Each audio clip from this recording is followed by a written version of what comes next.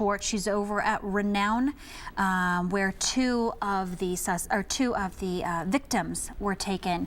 The only two, as we understand at this point, with two being deceased and two victims. Marissa, what can you give us? Any new information from there? Thanks so much, Melissa. What I can give you now is a little bit of information as to what's going on in the inner workings of this hospital after the two patients, both minors, both juveniles, who are both male, were transported here from Sparks Middle School this morning. So at this time, social workers are working with local authorities to match patients with their loved ones. So these patients are both in critical condition, and workers from inside of the hospital are working to get in touch with all of the family members, with the loved ones of these patients, to give them the updated information. Now, because they are minors, it is at the discretion of the parents as to what information can be released to the public. That's why at this time we really don't know a whole lot about their condition. That's because the focus right now is making sure that the parents are here, that they are made aware of everything that's going on with these patients who are both critical. But like I said, they are minors, so it's really at the family member's discretion to explain to us the specifics of their condition.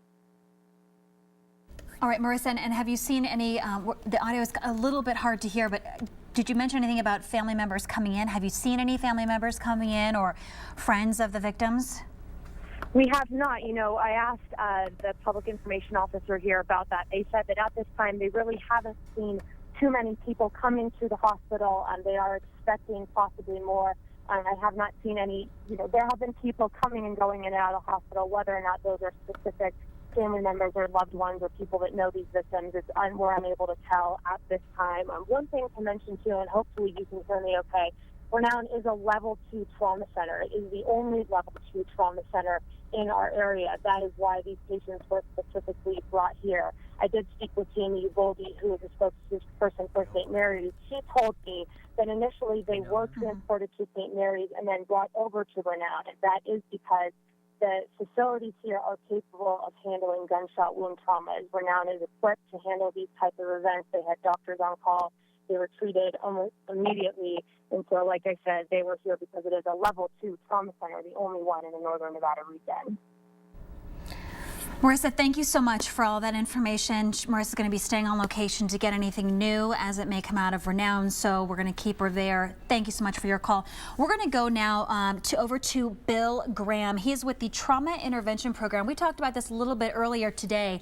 A Trauma Intervention Program is a group of volunteers here in our community. They are around 24 hours a day, 7 days a week, and they are trained, specially trained, to step into a situation and assist victims. Assist family members, anybody who needs some help.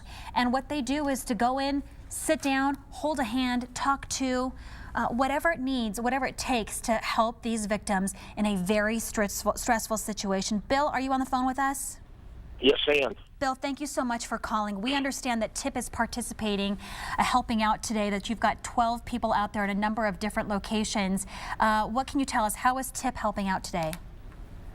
Yeah, that's correct. We've got about 4 people out at Sparks High School, about 4 at the elementary school, and 3 and probably about 4 down at Renown in the surgery waiting room, helping the families there. So basically what we're doing on scene is talking to the families of children that may have witnessed or just maybe in school and wondering what happened. As far as, I guess a number of people have asked about how they talk to their children about this, how they explain it, whether they were a witness or just in the school. And I can just briefly tell you, the main thing is that when you talk to kids, tell them the truth about what happened in a language that they can understand for their age. Answer their questions straightforward, and because they can often sense when you're not telling them important information. Another important thing is to make sure that they're taken care of, that they're safe, that they're loved, and do a lot of touching and holding and hugging the child if they're really having a hard time with it. And you want to encourage them to ask questions about anything that's on their mind and answer them as best you can. Answer them simply, directly, and honestly. If somebody's having a particular problem, especially if children that have witnessed the incident, they can certainly call us, and we will send a volunteer out to talk with the child and our number is 775-745-5514.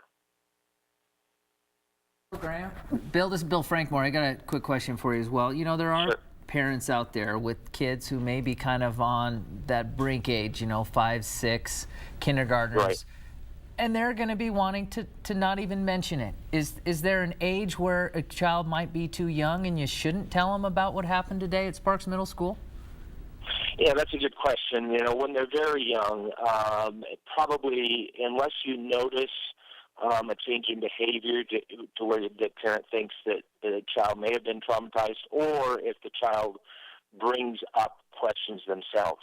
So if they are acting normal, they're not asking questions, then at very young ages you probably don't want to initiate it. Only respond if they ask questions. And Bill, you guys have the trauma intervention program has been at some of our most horrific things that have happened in our community in the past couple of years. Again, you guys are all volunteers and you go out to locations to help people out with, we were just at your dinner the other night. You had your Heroes with Heart awards ceremony where you looked at individuals, in particular law enforcement, who have gone above and beyond. But you all do the same thing. You go above and beyond by helping people out. You've seen a lot in the last couple of years you all were out at the Stead Airport for the Air Races crash. You've been at the fires. You were at Carson City for the shooting. Does this fall in line with the other tragic events, what you're seeing? Or is it different now that you're dealing so much now with mostly children? No, this falls in line. It's not. Apparently, Oh, Bill, did I we think lose we've him? lost you. We're going to try to get Bill back on the phone. We must have lost him. In the meantime, we do have some information that we can confirm.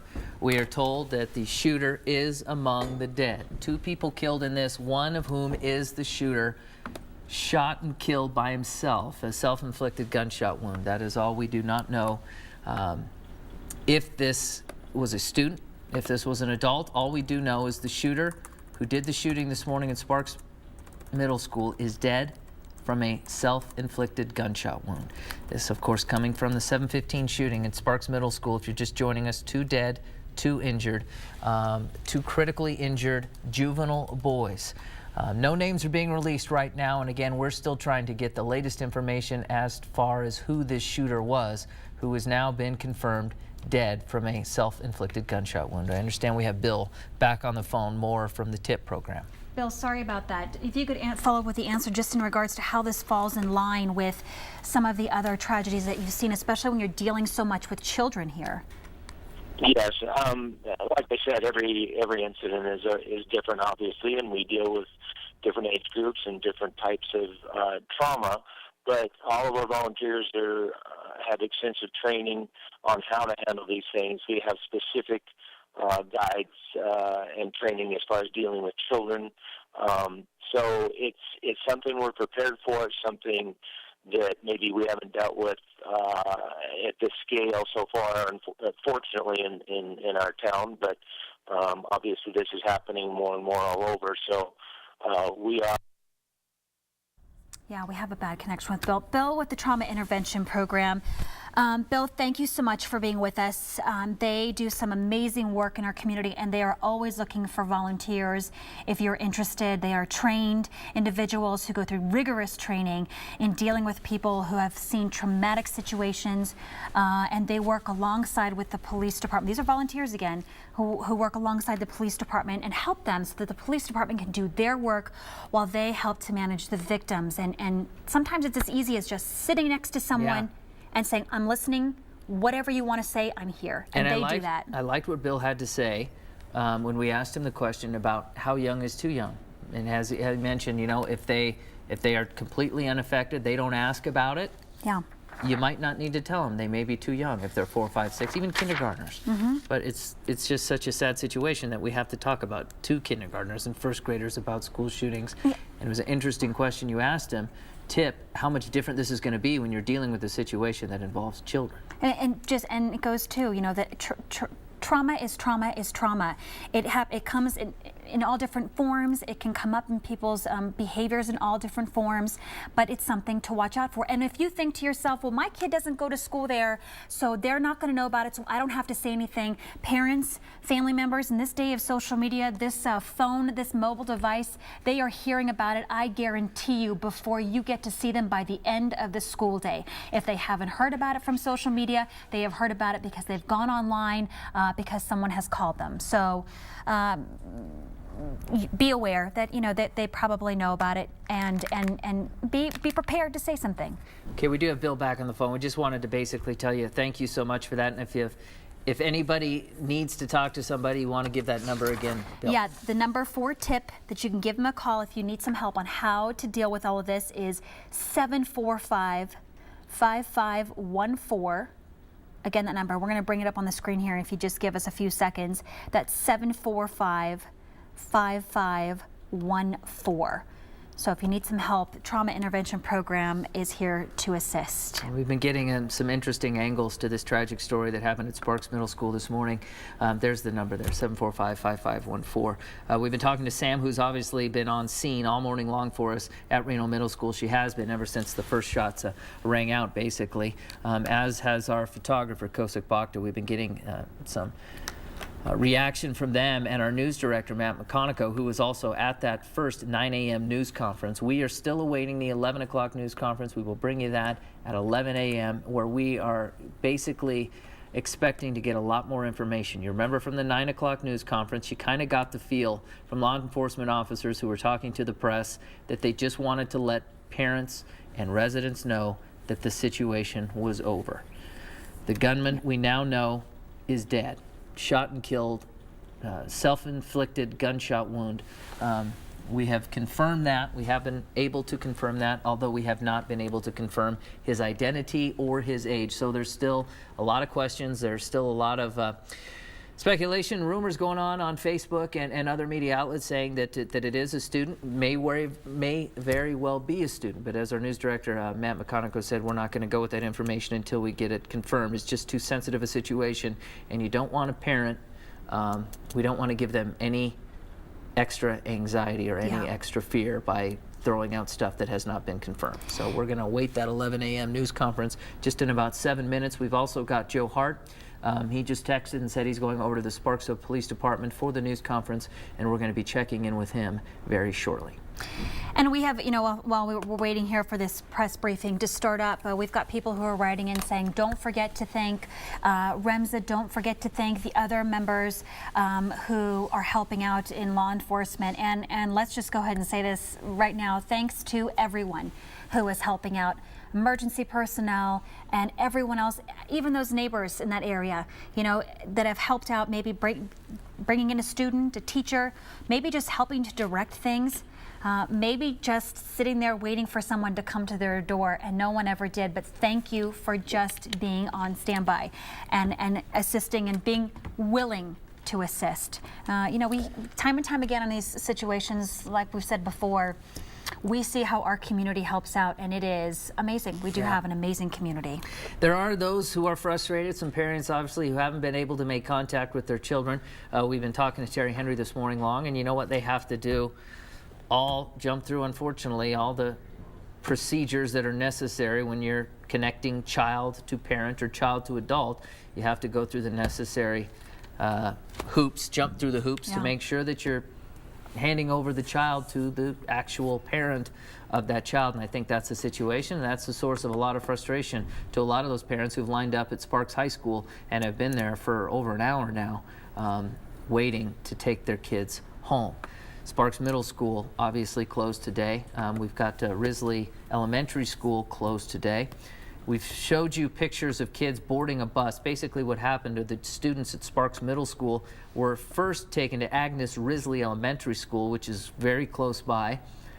They walked there from the middle school, and from there, here's the video, they were taken on these buses to Sparks High School, where they are waiting to be connected, if they haven't already, to their parents who are waiting there at Sparks High School. So it is a long process. They want to make sure that everything is done correctly to procedure, which is also why they had the SWAT team go in, and also a bomb squad search. They're doing everything by the book right now, and I'll tell you what, the response was absolutely incredible. 150 to 200 law enforcement personnel, undercover, some in uniform, ascended on Sparks Middle School shortly after the shots rang out, defused the situation.